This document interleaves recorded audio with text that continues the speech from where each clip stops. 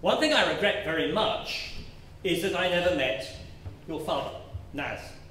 I think we would have been friends from everything that I have read about him. We'd have had a lot in common.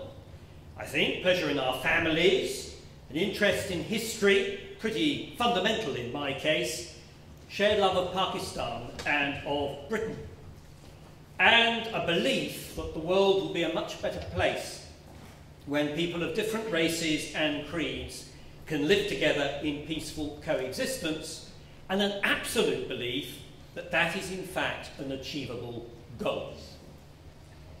That would, I think, be the least of it, because our hopes and ambitions would have been rather greater than that.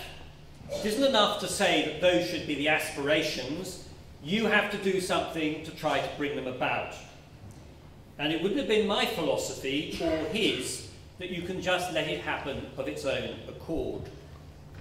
He knew, as I know, that to achieve that, there have to be rules of behaviour, rule of law, something very important to me in my role as Attorney General, and a willingness to engage in and share common aspirations and values, and to have that critical dialogue by which we exchange ideas and moderate each other's opinions, the very essence of democracy. People still come to this country, are still hoping to come to this country, knock on the door of this country, and sometimes come into this country illegally, I have to say, because of the promise of a better life. They come to try and enjoy the privileges and freedoms that our forefathers created and strove to create for us in this country. It was never an easy process. Our history, quite frankly, is littered with conflicts, polemic, skirmishes, and on occasion at least one civil war, all around the ideas that we debated and what happened when those ideas clashed. But the progress to the creation of liberal ideas, on which our constitution and our institutions are based, were in fact achieved, and some of the worst siren songs taking us in another direction were successfully resisted.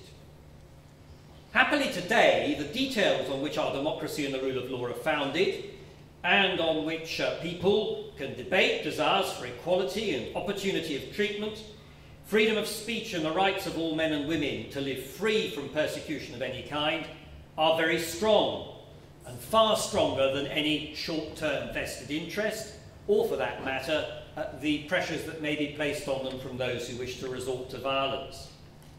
But although the battles over the fundamentals may have been fought and won, we do actually still have an enormous amount to do if we are to succeed in our endeavour. We have lots of new battles to fight and new responsibilities to live up to. In today's highly mobile society, it isn't enough to assume that integration and cohesion do not require an effort, and a collective effort, on all right-thinking people. We know that some sectors of society are falling behind. To illustrate, and the point's been made very often and has been made this evening, the Pakistani community is one of the least likely to have a better job than their parents. Only 26% of Pakistani women are in paid employment, compared to 72% of white British women. We can't say that we have freedom of opportunity when we know that some will never be able to reach their true potential, not through their own fault, but because the system systematically fails them, and we have to introduce a ladder of opportunity which is easy and feasible to climb. We've got to build that ladder. When doing that, we have to look to people like Naz for inspiration.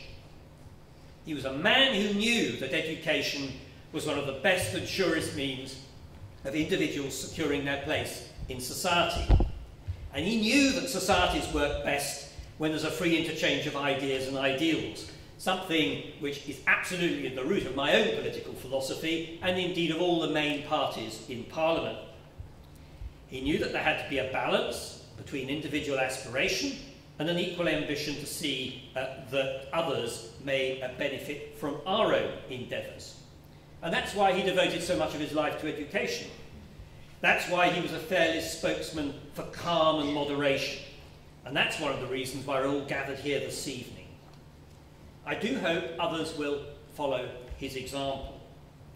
Politicians, too, have the responsibility to ensure that the apparatus of the state actually provides those opportunities for the aspirations of our citizens and those who come here. The richness can come in many different shapes and forms. I learnt a long time ago that we should never be prescriptive. Simply being a good neighbour is the first building block. A hard-working parent, we heard something about that this evening a moment ago, in itself one of the most essential building blocks of success for the future. Could be as a public servant, could be as a politician, although not highly regarded occupation these days, but still I think it has some importance. Captain of industry, shopkeeper, member of one of the professions of which I count myself privileged to be one as much as being a politician, voluntary worker, or actually answering the call of a spiritual life. Whatever people choose, we must make sure that they can achieve their potential. Because by doing it, we then maximise the chance of their lives being fulfilled, but also in the process having a positive impact on others. That cascade effect, which passing down through the generations, is actually what has made this country, with all its imperfections, what it is today, and provided the opportunities on which we can build for the future. So, I believe this is a common endeavour shared by all who are gathered here tonight. And I think that's a fitting legacy to Naz. I know a lot about Mosaic, which in itself is an organisation dedicated to that. And all I really wanted to say this evening is my thanks to you for having invited me. My determination in my own political career, don't know where exactly it will go, but my commitment to trying to further those ideals, and my thanks to every one of you who've come here this evening, who are in fact playing a part in trying to achieve this outcome. Thank you.